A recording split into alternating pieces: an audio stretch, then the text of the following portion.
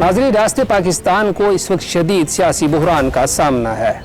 ضمنی الیکشن میں حیران کن کامیابی حاصل کرنے والی جماعت پی ٹی آئی کی قیادت الیکشن کمیشن سے ناخوش ہے۔ ضمنی الیکشن میں نمایاں کامیابی حاصل کرنے کے باوجود عمران خان نے الیکشن کمیشن کو شدید تنقید کا نشانہ بنایا اور کہا کہ الیکشن کمیشن نے پی ٹی آئی کے خلاف انتہائی متعصب رویہ اپنایا، ریاستی مشینری کے ساتھ مل کر دھاندلی کا مکمل منصوبہ بنا رکھا تھا، لیکن تحریک انصاف کے کارکنوں نے ووٹ پر کڑا پہرا دے کر الیکشن بچایا اور دھاندلی کے منصوبوں کو بھی ناکام بنایا۔ پی ٹی آئی کے سابقہ وزیر اطلاعات فواد چودھری نے ایک پریس کانفرنس کے دوران کہا ہے کہ چیف الیکشن کمشنر عہدے پر برقرار رہنے کا اخلاقی جواز کھو چکے ہیں اور ان کو فوراً مستعفی ہو جانا چاہیے تاکہ سیاسی جماعتیں باہمی مشاورت سے قابل قبول نیا الیکشن کمیشن تشکیل دے سکے۔ سابقہ وزیر نے لگتے ہاتھ الیکشن کمیشن کو یہ دھمکی بھی دے ڈالی کہ اب اس کا فیصلہ چیف الیکشن کمشنر نے کرنا ہے کہ وہ خود عہدہ چھوڑ کر گھر چلے جائیں گے یا پھر پی ٹی آئی ان کے خلاف کارروائی کا آغاز کرے۔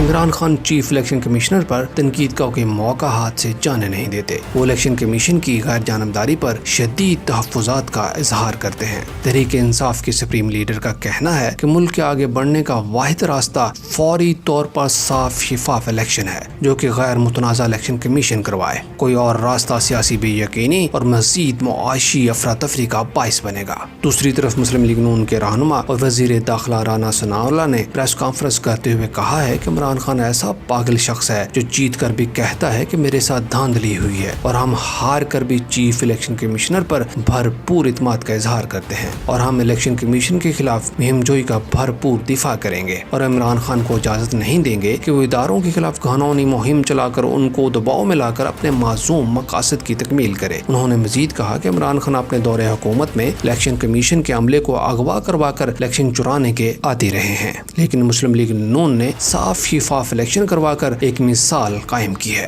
اس موقع پر وفاقی وزیر اطلاعات مریم اورنگزیب نے کہا کہ Imran Khan chief election commissioner کو نیب کے چیئرمین جوید اقبال جیسا بنانا چاہتے ہیں جو ان کے اشاروں پر ناچے۔ وزیر اطلاعات نے مزید کہا کہ عمران خان نے اپنے طرز حکومت سے پاکستان میں معاشی بارودی سرنگیں بچائیں اور اداروں کو مفلوج کیا۔ ناظرین، تصادم کی سیاست نے وطن عزیز کو پہلے ہی بہت نقصان پہنچایا ہے۔ اب بھی سیاسی جماعتوں کا عدم برداشت کا رویہ وطن عزیز کو اس موڑ پہ نہ لے جائے جہاں سے واپسی پھر ناممکن ہو۔